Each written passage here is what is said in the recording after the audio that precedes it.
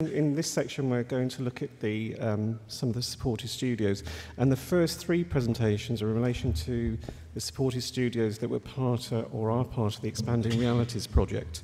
So first up, can I introduce Colin Higginson to you, who is the director and an artist from AIM in Bristol.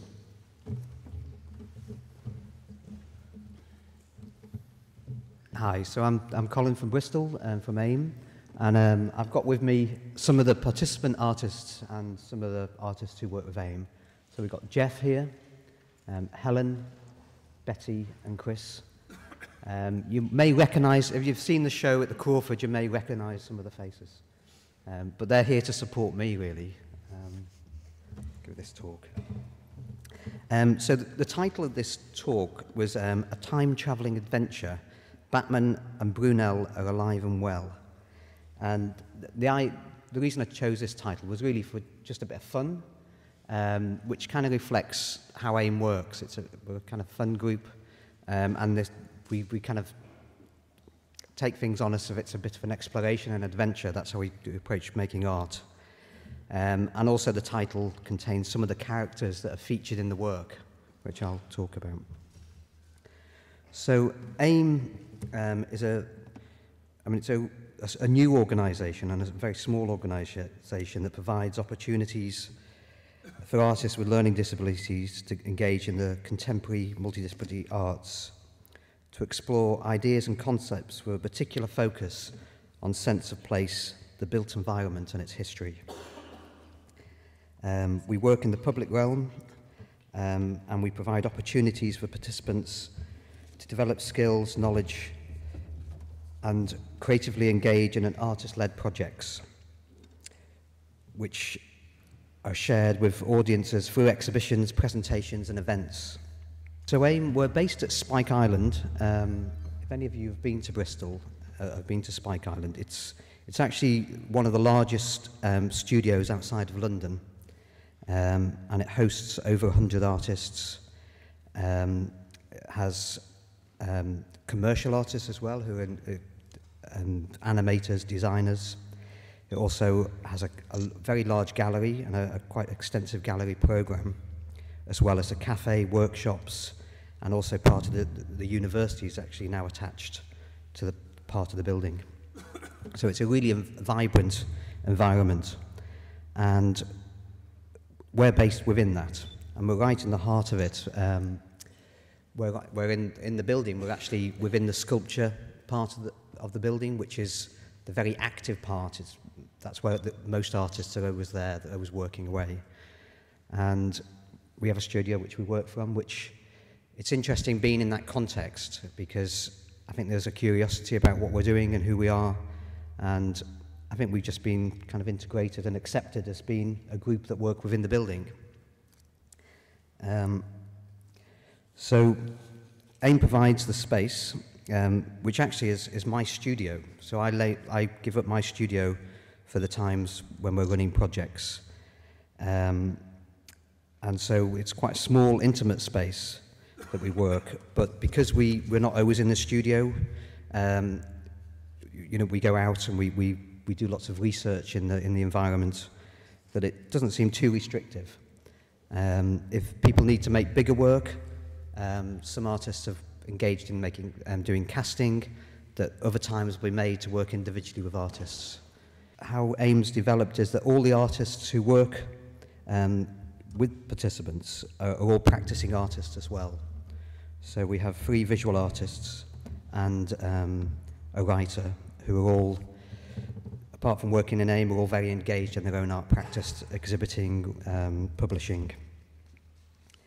And I think that has been important in the way that we see ourselves as all artists together on a similar journey. We're all making art and interested in what art can be. So here we have Betty, who you can see who's here.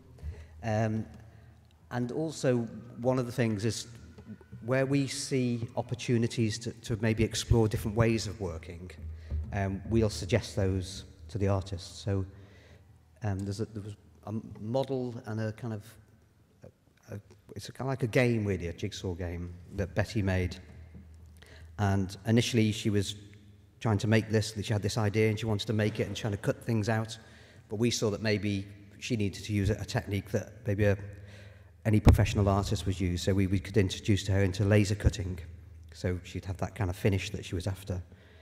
So this is important that we introduce people to different techniques that maybe they haven't used before.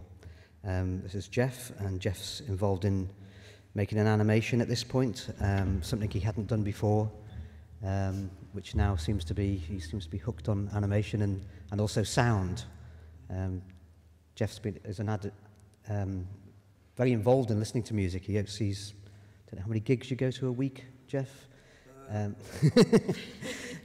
Lost count. But he's never really done sound before, so that's something we're trying to work on. And had a really good opportunity actually when he came to Cork to work with 2 different sound artists. An important part, because we're interested particularly in the kind of the city, so there's a lot of exploration into the kind of city we live, which is Bristol, and its history, and kind of asking questions, well, exploring that history, but also thinking, well, where do we fit in? How do we navigate the city? And also this idea that a lot of contemporary art often involves exploring ideas and being engaged in research, you know, informing yourself that your ideas that you're working with are current, or that you're understanding the material you're working with much more in depth.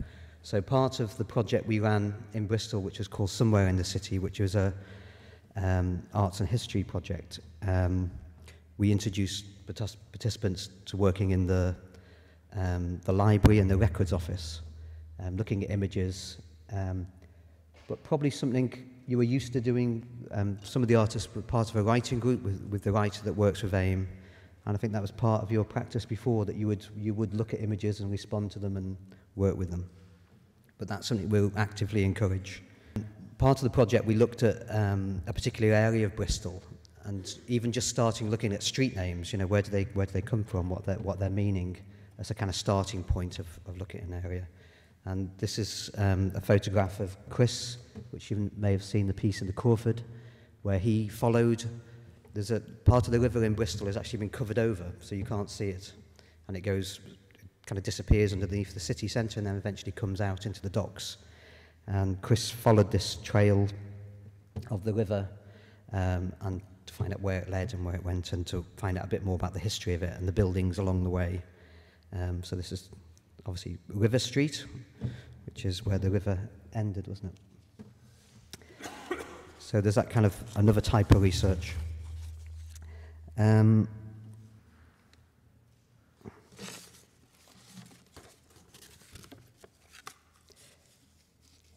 So I'm just going to, throughout the talk, I'm going to read little excerpts from the piece of writing that's in the publication by Amy Spencer, who's the writer that works with AIM. And it's just because she's been there kind of reflecting on how we work. So it's just one little bit from the publication where she writes about watching how we work. It helped me understand Art in Motion's approach to supporting artists develop their work. They must feel ownership to their art, excited by their ideas and free to experiment, but also need to explore what is possible.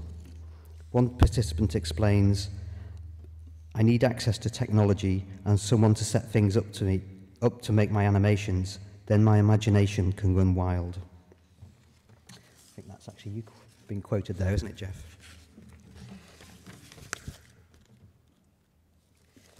Also, part of the process within this project, rather than just all this research and this information we were gathering just stayed within the group, we wanted to present that to an audience and get their response as we were developing the work. So we just had an opportunity during an open studio event.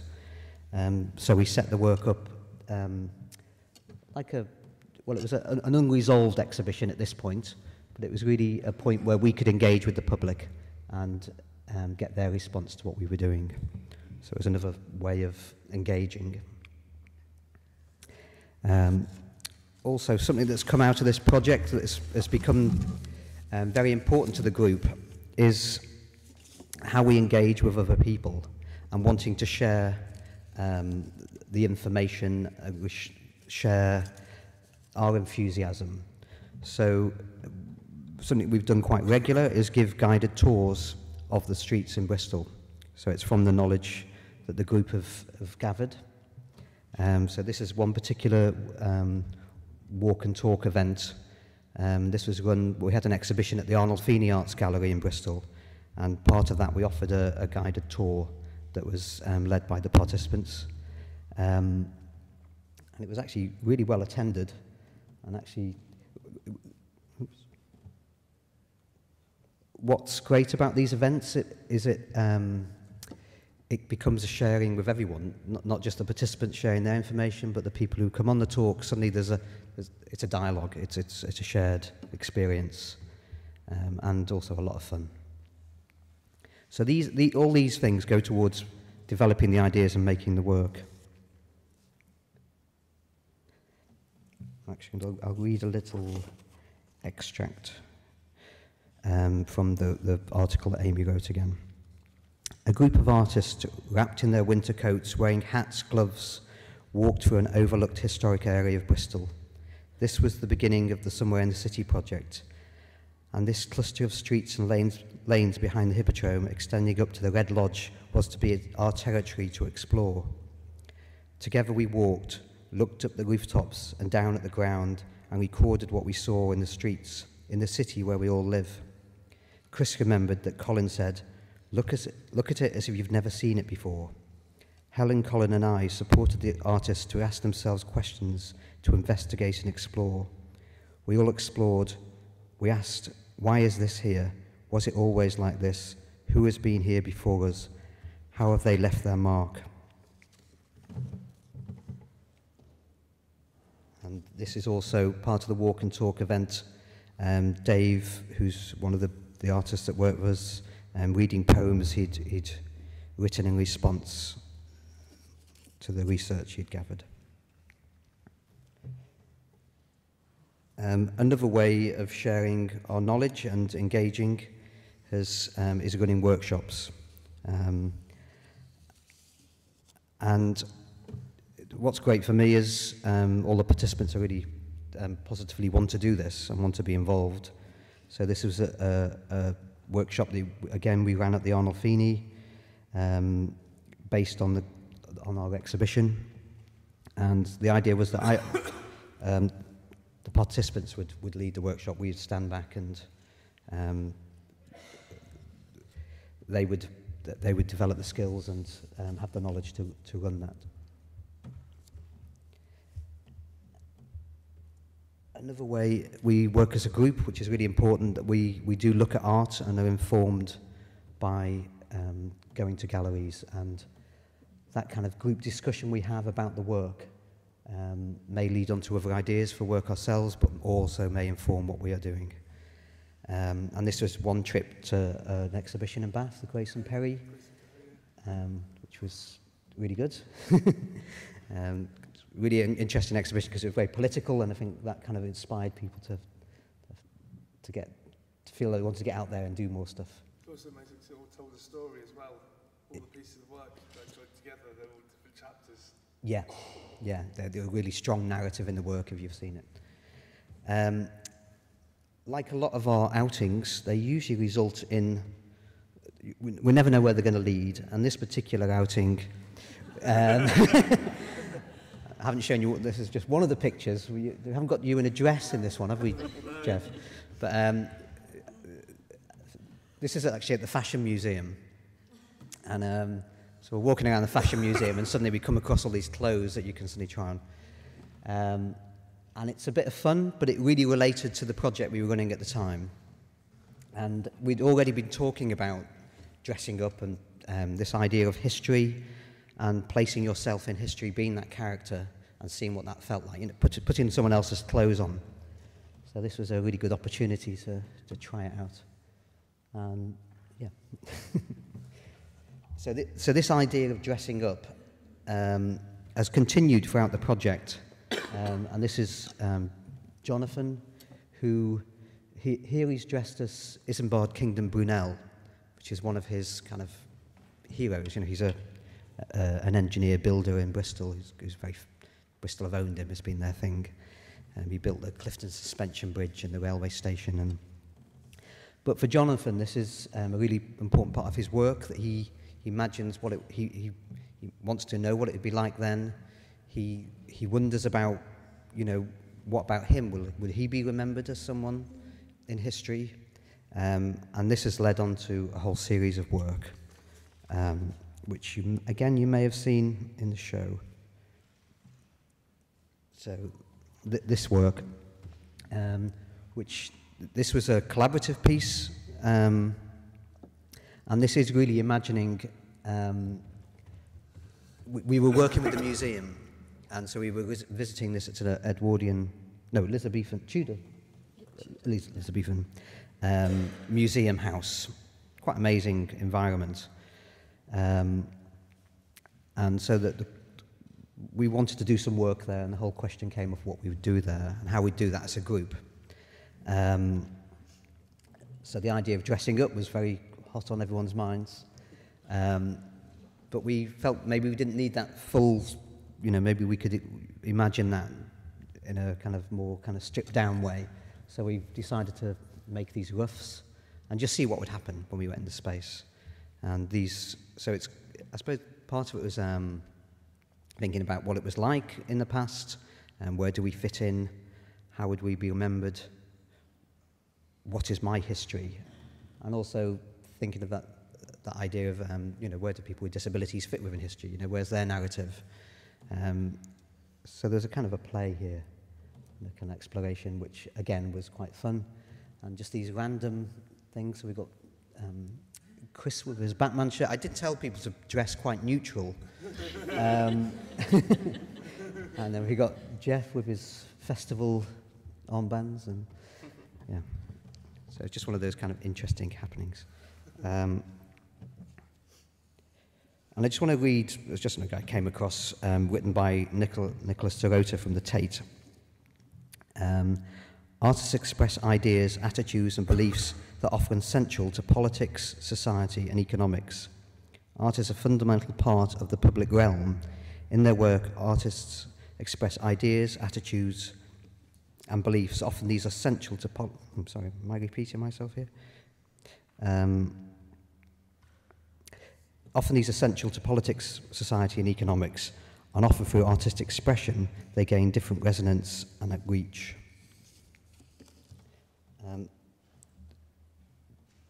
This is a piece of Betty. So this again came out of the same project, and it's interesting how some of the work becomes very personal. So this was,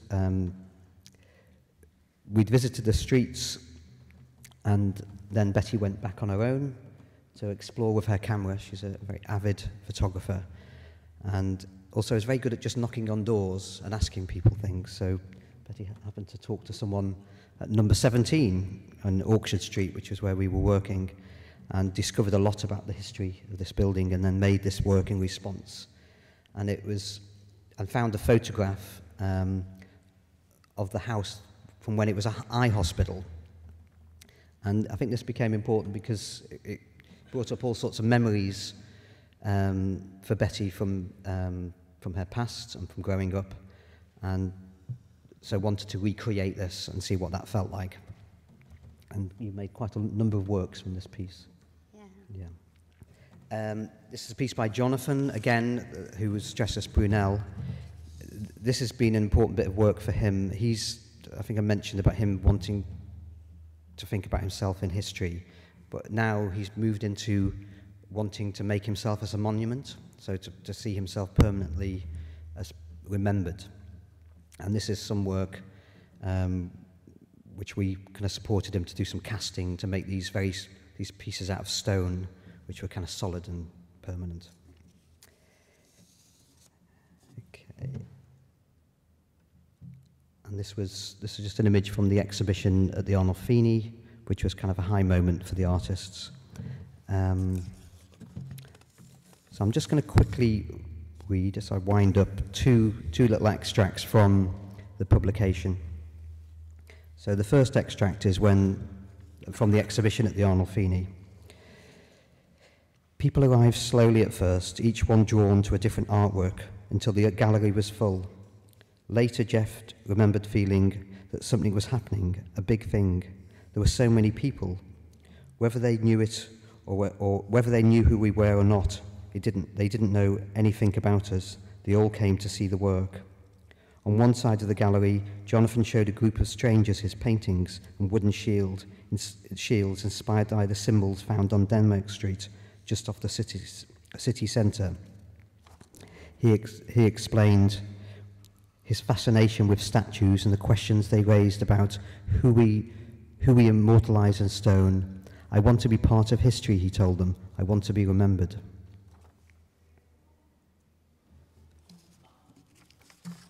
And I'm just going to finish. This was an event that came out of a piece of work that Chris developed, and Chris organised this event, and it was the launching of a boat he had made, which was a whole piece where he'd gathered memories in this small little boat here that was exhibited, and people could post memories into the boat.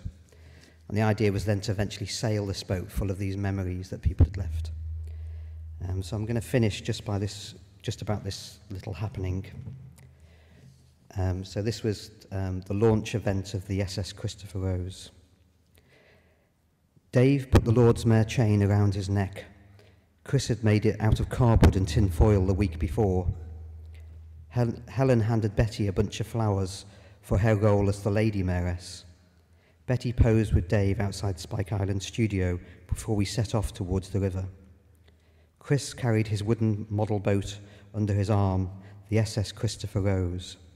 Inside were the memories that visitors to the exhibition at the Arnold Feeney the winter before had contributed. Jeff, the master of ceremony, waved a handmade flag. Jonathan wore a top hat and a black shirt. He was Isambard Kingdom Brunel, and he had come back to life for Chris's boat launch. The artists, each playing a part, gathered on the wooden jet deck jutting out into the river. This was one of my favourite feelings during the project, of everyone coming together and celebrating each other. Passers-by stood and stared, and there were faces in the windows of the flats behind us.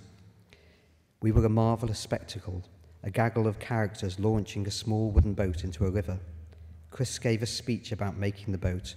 Helen and I read some of the memories aloud, the tales of journeys of distant seas, and a memory of being a child walking across a kitchen floor at night, afraid that sharks would appear.